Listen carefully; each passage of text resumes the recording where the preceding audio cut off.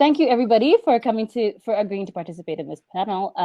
I am big fans of all of you, which is why I curated the panel like this. So, and I thought one of the things that actually was just mentioned in the last round table was about how someone just mentioned how events won't be happening until the end of next year. And it kind of really hit me that this is a real thing. Gathering won't be happening for a long time. So in the face of this, today we're going to discuss new ways of gathering. And I just want to begin by having everybody introduce themselves. Can you introduce yourself? Tell us what you do, what drew you to the arts, culture, and entertainment space, and then tell us briefly how COVID-19 has affected what you do. Okay, I'll jump off. We can start with you, Mami. Yeah. Okay. Hi, I'm so excited to be here. So my name is Mami Ajay. I am from Ghana. I'm based in Accra.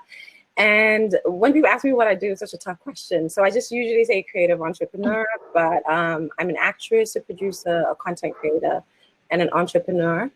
And what drew me to the arts, my background is actually in finance. So I moved back to Ghana 7 years ago because I felt like I was not living my passions. At the time, I didn't know what they were, but I knew that they were in the creative space. So I moved back to Ghana and started tapping into that. So I started acting, and most people know me from the TV show in African City. And then I sort of have branched off since then and just created content around travel, around Africa, and then started helping global brands create authentic voices and spaces, voices that are authentic to the space that they're in, which is the continent. And I think overall, I'm just passionate about Africans being the gatekeeper of their own narrative and controlling how their stories are told. COVID-19 has been, it's been an up and down process for me as a creative, just figuring out how to move forward, which is what this conversation is about, this whole conference is about. Right. And just sort of realigning my goals and my passions, yeah. Okay. There's a lot of realignment going on right now, I think. It's forced realignment, whether you were ready for it or not. Okay, Dillian, go ahead. Please introduce yourself. Cool. Hey, everyone. My name is Dillian Espiri. I am a Zimbabwean-born, South African-based creative entrepreneur, social sculptor, filmmaker, father. I'm currently in Nelspruit, so my connection is not great. I'm on a farm in the middle of nowhere, hiding from COVID-19. So I guess my passion basically is improving the quality of life for young Africans. I'm a big believer in improving the quality of life using creative technology and community. So I run Creative Nestlings, which does like that. So I run community and building tools and platforms that enable creatives to do better for themselves, for the immediate environment around them, but also to just survive as creators and live a great life, basically. COVID-19, I guess it was a blessing in disguise to some aspects. I'm getting to spend more time with my kids. I'm recently divorced, so I barely get to see my kids. Like, I see them every day, but not get to spend time with them. So now I'm getting to spend time more with them every single day, every single hour, even on Zoom calls they're featuring. So now I'm hiding in the car to avoid them coming to me. But also I'm getting to try and work a bit more. I haven't done a lot of my personal projects in a very long time, so I'm trying to get into those. Creative Nestlings, I haven't really been doing too much of it. I've been freelancing a lot, so trying to get back into full-time Creative Nestlings by building our platform that we're working on currently and planning going forward. And I do miss the coffee shop life of Johannesburg, the hustle and bustle, and the movement of the city. So, but yeah, that's about it. Okay, awesome. Thank you. And Kampire, go ahead. Hi, everyone. My name is Kampire Bahana. I'm a DJ, artist, organizer based in Uganda. I guess I got into the creative space sort of by accident. I used to work in NGOs, civil society, and then started freelancing and getting involved with organizations that I'm passionate about. And that turned out to be mainly in the arts. And so me and some friends ended up organizing the first Nyege Nyege Festival, which is a music festival in Jinja, Uganda. And through that, I started DJing, which until this year was my main work and main source of income. So onto how COVID has affected my career. Basically, every for the next 6 months plus has been canceled or postponed. And in terms of the festival, which we organize in September every year, we're now currently trying to think about what that might look like, but the situation is changing every day, every week. So it's impossible to tell really whether or not borders will be open, whether we'll be able to invite international artists, whether we'll be allowed to gather in large groups by September. So everything is very much up in the air. And so like a lot of other people, I'm taking the opportunity to sort of just sit back and chill and sort of think about where we are and what our values are, and rest and recover and sort of start looking forward to what the industry might look like once this is over. Thank you. It's true. It's hard to picture what it might look like once this is over. And I think we're all in a space of figuring things out, pivoting. I myself, I'm the co-founder of a creative agency called Illume, and so much of our work in the past few years has been in covering events and storytelling around events and gatherings. And so much of the focus of our country, of Rwanda's tourism strategy, has been on conference tourism and event tourism. So like you, all the gigs that we had lined up for the next few months have also disappeared. So it's a forced reset, and we're all kind of trying to figure ourselves out. But it's also a good opportunity to, I suppose, look inward and start innovating. It's forcing us to innovate as well and to pivot.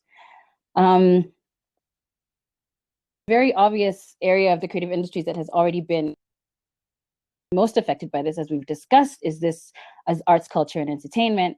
Everything is so traditionally dependent on physical gathering that it seems impossible to imagine a world without concerts, without festivals, without clubs, without, the way we know it, without the coffee shops that Dillian mentioned.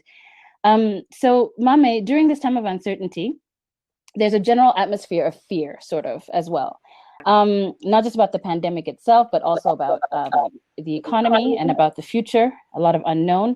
When it's still unclear what the way forward will be, how do you think we should proceed? How do we proceed when so much seems to be off limits? How do we seek each other out? How do we create alternatives in the face of fear and uncertainty? I mean, first of all, I feel like we have to discuss what fear is a little bit. I mean, fear, I went to a conference once and somebody said a quote about how fear was a growling animal with no teeth. So fear is a blockage, but it's also a hurdle, and it's not something that can harm you, but it's something that you have to go through. Like, the only way to overcome fear is actually to go through it. So I think knowing that, we can all understand where we're starting from. Like, we're all fearful. I think across the board, not just being a creative, just anyone who's in any kind of industry right now is balancing a bit of fear and uncertainty. But I think being a creative specifically, and being a creative on the continent in this time, has come with a lot of fear.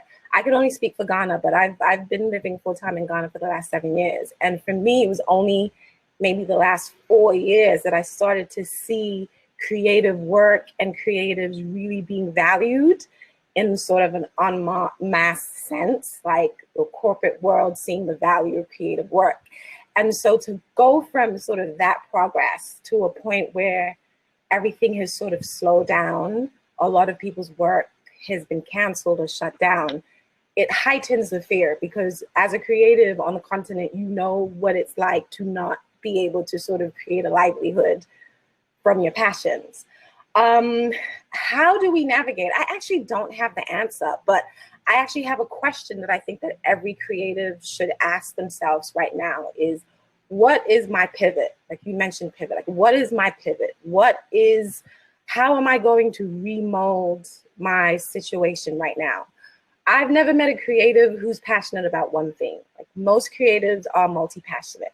And so I think what I'm doing and what I'm going to suggest for creatives to do in this time is to assess all the things that you're passionate about, all the things, all the goals that you have, all the creative work that you wanted to do and haven't been able to do because you've been busy sort of focusing on other things, and figure out which one of those things fits within this new normal that we're going into.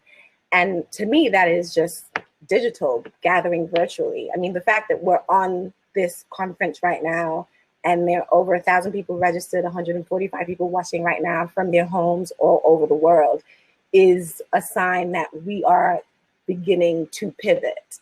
And I think that inherently creativity comes with adaptability. Like, you cannot be a creative and not be adaptable.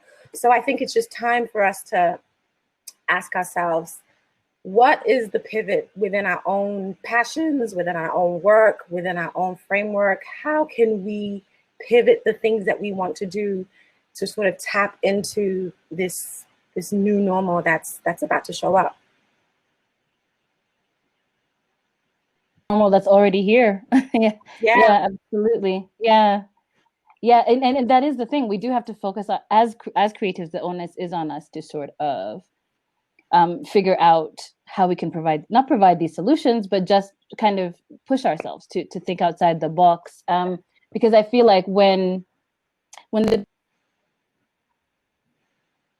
innovation happens, people will follow. I think right now it's hard to imagine a different way of doing things, but I, for example, could not have imagined this sort of participation in a conference like this fully online before this happened. So you never know.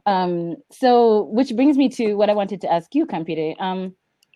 You said in an interview once you were talking about DJing and the clubs and the nightlife in Kampala, and Kampala is so known for its amazingly vibrant nightlife and the culture that's built around the nightlife. So with the lockdowns happening indefinitely right now, what is it that we need to tap into to harness this incredible energy, that togetherness that you would feel in the gatherings, that you'd feel in the clubs, the things that bring people together? What do we need to harness in this new normal if we cannot do it in the ways that we have been used to doing it all these years? Yeah, it's really a difficult time to speak with any kind of optimism or certainty, just with like lockdowns happening, with lockdowns being extended, and with events and nightlife probably going to be the last things to come back. And I think creatives, as Mami had said, we've come from a place where we're all used to making do with the least, with not being valued. In terms of the nightlife in Kampala, it's an incredibly vibrant part of our society, and yet it's not something that the government necessarily invests in or that people take seriously as a business, as a creative economy. So on the one hand, artists and creatives and people in events and nightlife are probably better positioned to deal with the current crisis, in that we're used to coming from a place of nothing. But at the same time, it's really hard to imagine that you can transfer the energy of the dance floor, the energy that's created from people actually being together, into something like digital spaces. So while a lot of DJs are doing, Instagram Live and parties on Zoom and that kind of thing, it's an alternative, but it's not going to replace the reality of people actually being together physically. And I think for women, for queer communities, for people who consider themselves some kind of minority, the being able to be together is not just a great party. It can be a political act, and it can be the impetus for real change and for groups to find power together. So right now, I think that a lot of us are like really seriously in mourning for what we've lost, and to an extent, we don't even know the full impact of what we've lost at this point. But trying to think creatively in terms of how, conferences, digital spaces can sort of temporarily fill that gap.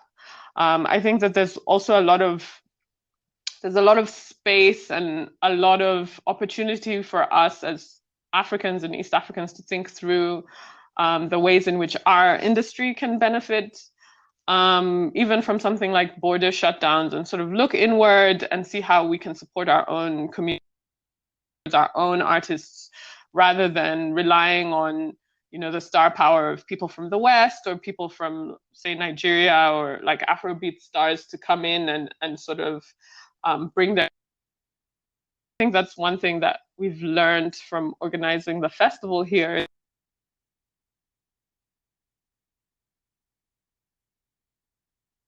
I think we lost her. Need the biggest names and that people will come out for a great party. So hopefully we can learn from these lessons and move forward, I think. But yeah, we're still in a place of real uncertainty. Yeah, that was really well put, especially how we can't really, I mean, it's great to be able, I've been seeing a lot of articles written about how art is coming to us now, and there's all these digital spaces. Film festivals are moving online and things like that, which is great. And like you said, the DJ is DJing online, and it's wonderful for this time. I think it's quite healing at this time, but it is also, we do need to think about the power of people being able to gather and to find community. And sometimes that absolutely does have to be a physical space, and sometimes it is a political act, like you said. So we also have to think, when we're thinking about arts, entertainment, and culture and how we reimagine gathering, we also have to think about the power of that physical gathering. And Dillian, a lot of what you do is create spaces for young creatives and for young people to connect and to have conversation. And a lot of what you do yourself, a lot of ideas that you have are like fueled by conversations with people. I'd like to think new normal, but in this temporary new normal, what role do you think, for example, content creation can play while we're still in this space of uncertainty, before we get to the other side, whatever the other side is? What role do you think content creation plays in creating sort of this kind of space and connection and conversation virtually? I mean, I think it's an interesting time now. I mean, for a long time, we've been digital as creators generally, right? Sorry, Dillian, can you start again? Sorry, you were muted. Sorry. So for a long time as creators, we've gathered digitally. I mean, Instagram, Facebook, and all that stuff. We've been putting our work on digital platforms and stuff. And that was just a layer. That was an added extra. But now it's the main platform to utilize and stuff. And I think one thing that I've been thinking about a lot and trying to figure out is, how do we creators play a role in society to inform what's happening? Because a lot of people are confused. A lot of people are not necessarily getting the right knowledge of what's happening around us and stuff. And I think as content creators, our role is to figure out a way to basically put the narrators of this new normal, this temporary new normal and stuff. Because yes, it's affecting us directly, physically, but also I think we have a role to play to create the right content for this context. I get that parties are important, film festivals going online and all that kind of stuff, but also I think this is for the first time where the creative industry should really be shining and really being the most visible and showing its value and showing who we really are. And I think we're losing that opportunity right now to say, hey, that show you're watching on Netflix is made by creatives. And it's the type of creators that can't exist in making a show like that. I think right now we're missing that opportunity as creators and stuff. Right now, the content I'm seeing a lot on IG Lives is conversation between creatives to creative, but not conversation creatives to community and to society, general society and stuff, which we participate in, whether we like it or not. That's why we are locked down also. There's no more people, right? So I think as content creators, we need to be creating the content that makes us relevant even after all of this. My biggest concern is that, like you said, we're going to, the creative industry is going to be one of the last places to open up in all economies globally. Film, parties, whatever, restaurants, food, all that stuff, because we're always the last in line. And I think it's important that we actually show that actually we should be early on in line if possible. We should be figuring out scientific ways of making sure that we are self-distancing whilst the restaurant is opening and all that kind of stuff. And economically, how it's impacting us. I think one thing that's missing currently in Africa, particularly the creative industry, is the data on the impact of this COVID-19 crisis on how much money we're losing in the creative industry. We're seeing that in small business, we're seeing that in mining, but in the creative industry, I've not seen proper visible data on how much money we're losing out and how much opportunities are being losing out.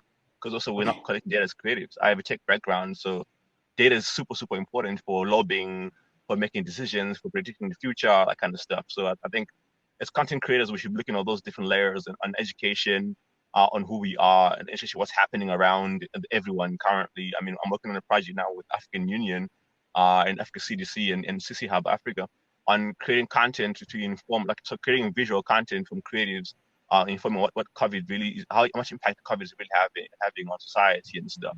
So that's kind of content creation we should be looking at, and using sound design, using animation, using all the kind of layers. We should be really investing our energy into that. And also, I mean, I also get that also it's the crisis for us as creatives. So I think we should also take a break and sorry, my lights went off.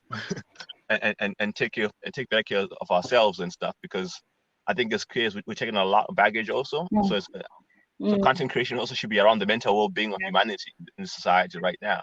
And I think that's missing also, is how does this affect the creator who needs to be outside, who needs to function. Some of us rely on freelance gigs to survive. So how do we function in this kind of environment? Right. So this kind of content I think we should be really investing our energies into, basically. Yeah. And that's our role basically as creators. Yeah. Yeah, I agree. I think we can always talk about how we're the most impacted, and unless we have the data that goes along with it, it doesn't actually go anywhere, right? So I feel like now is the time. And the thing is, though, the way it's sort of set up is, since a lot of people are doing freelance and running all the time, you're going from gig to gig to gig. For example, there maybe there isn't that much time to sit and take stock and actually gather data. So maybe this is the time for us, generally in the creative industries across the continent, to start gathering data on how this is impacting us, on how many people, for example, as an agency, we tend to employ a lot of freelancers. We work with a lot of freelancers, right? So it's like, how many people it's not just how much money we're losing as an agency, but how is that affecting the people that we also hire and things like that, and the chain. What does the supply chain look like? And all of those things need to be examined. One thing that that we need to do, yes, is collect the data, but also discuss maybe also our reliance on external platforms, and maybe our data needs to live on our own platforms. Maybe we need to build our own platforms so that we can actually communicate the impact of the creative industry to the economy across the continent. Someone in the chat has actually just mentioned that the social networks are good and everything for reaching people, but we should try to funnel that into our own platforms. So I'd like to hear from each of you about the importance of having our own platforms for that content, but also to kind of demonstrate the impact of this industry. Mame? I think, I mean, as somebody who's produced content for TV, like wanting to get it on a television network, I learned really early that having your own platform and being able to monetize that is really above everything else. First of all, just the ability to have that creative control and set your story and set your narrative as you want it to be. That's something that you can't really control when you're on somebody else's platform, a TV network specifically. And then, I mean, social media has been amazing. Like the person said in the comments, just to get your work out to a wide audience.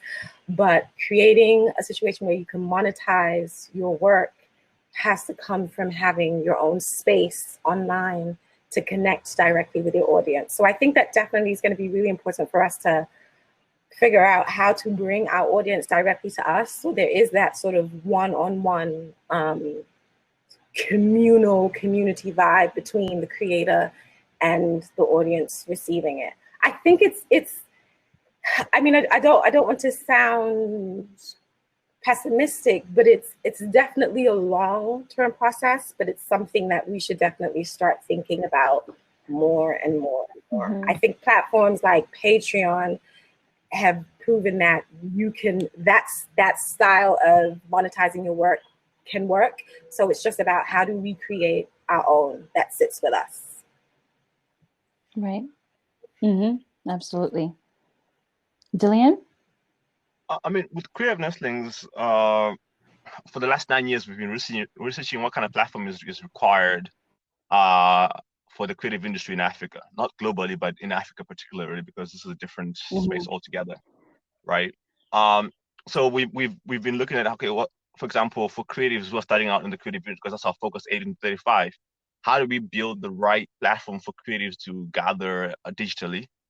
Because there's a lot of work out there, but then there's a lot of creators, but there's no connection point. So what we're building now is we're building a marketplace. Number one, there's been a lot of marketplaces on the continent. A lot of them, like some of them are dead, some of them exist. But then I'm realizing most of these marketplaces are not necessarily geared for the creatives. They're geared for one niche creative, but not necessarily the community itself. So right now we're building a platform for all creators on the continent, like young 18 to 35. That's what we're working on, because we realize ownership of the platforms is important. We've had partnerships before with Behance, partnerships with Visco, partnerships with all these platforms, but then for the continent, for them, it's not a priority, right? So they won't necessarily invest the right infrastructure and the right on the ground approach to find where the creators are. So right now we're doing that ourselves as Creative Nestlings, building our own platform. And then this platform also is also an educational platform. So people can actually teach other like video classes, like for example, on Skillshare.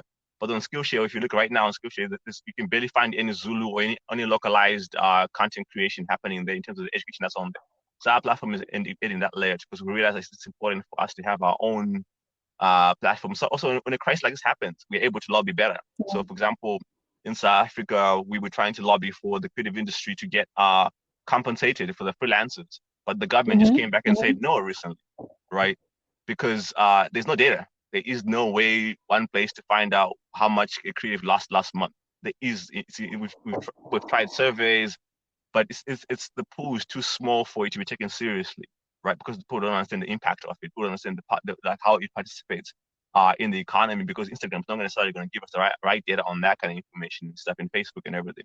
So I think it's quite imperative that we build our own. So, and we're doing that now. Over the next 2-3 years, us are going to be our focus, building platforms, digital platforms, to connect all the creators on the continent, because that's super, super important. We've negated that for too long, and we've paused even our physical events and all that. Last year we paused our physical events. We're doing once in a while, because we realize it's important that once people gather, we get the data immediately, so we can use it for later on, and for lobbying and for providing the right tools and resources. Because right now, how do we know what people are really suffering from? Some people don't have food, but they're creatives. So, but we don't know how much money they were making. So now we're not able to help in the right way. So governments can help in the right way. So it's a catch-22. So it's super important that we do it now, not later on. I think this almost pause in society is super important, that creatives, we start building our own vehicles to get where we need to and stuff. I mean, we've seen that happen in event space. People starting to throw their own parties, people starting to throw their own events. I mean, for Creative Nestlings, I was obsessed with building physical spaces for a while. Costly. Costly, but we did that in Cape Town, Johannesburg, and it was amazing having those physical spaces available for creators, because they were able to enter freely and create and make money immediately. You know, so we're taking that digitally now and trying to see how can we do that very well digitally for all creators to make money, but also to be visible to each other, but also visible to the clients, so we can control the storytelling and the narrative. Because for far too long we don't control the creative industry as creatives. And I think here's an opportunity for us to do that right now. Yeah. That's actually kind of hard to believe. Like in South Africa, where there's so much creative work going on and so many creatives, that you wouldn't be considered having enough data to actually make an impact. And when it's very clear that the creative economy in South Africa actually does make an impact. So go ahead, Kampire. How about you? What are your thoughts on platform building? Yeah, I mean, I can only agree with what others have said about the importance of, having our own platforms. I think when a crisis like this happens, it only serves to put in stark relief just how important it is for us to be building our own platforms. I don't think any of us ever thought we'd see the day that like borders would shut completely. And yet that's, the position where we are at this point. So it's very meaningful to have spaces like Nyege Nyege, which is a festival which is considered on par with, electronic music events around the world. Spaces like 32 Degrees East, which is a platform, a members platform for artists in Uganda and East Africa generally. I saw Creatives Garage in Kenya had also put out a survey. I've received a number of survey requests asking the same thing that Dillian has been talking about, asking for data on how much artists have lost from the crisis, how much freelancers have lost, and really to be privy to conversations that are going on here in Uganda and Kenya as well, where general society is saying, oh, why should artists get paid? Why should artists get stimulus checks? Why should artists or freelancers get, be recognized the same way that other people are being recognized. It's really made it clear that, as others have said in this conversation, that we really need to be talking loudly about, the impact that we're making and coming with data on how exactly we contribute to the economy, because it may be obvious to us, but clearly we're not being valued the way we should be. Absolutely. Yeah, it's clear. We need to make noise, but we need to make informed noise that is accompanied by data in order to get people to hear us. I'm not sure if we're doing questions now. Just checking very quickly because we have to wrap up. Does anybody have any questions to ask quickly before we wrap up?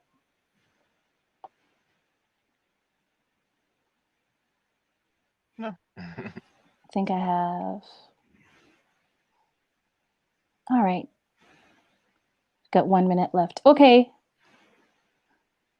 I think I just wanted to piggyback on something that somebody had said in the comments about Go ahead. Yes. Yeah. what we could do now as creatives who sort of sometimes set our work on social media platforms is to have email lists where your audience can connect to you directly outside of those platforms. I remember having a conversation with a photographer friend about how it was important to sort of set your audience separately from an Instagram or Facebook, and to hold that data of who actually supports you on your own so that you can directly go to them, because who knows where Instagram is going to be in 6 months, in 5 years, in 10 years. So you have to have that data for yourself. So I think that's a great space to start for any creative out there, is to just start shifting your audience to your own platform, be it your website or just an email list.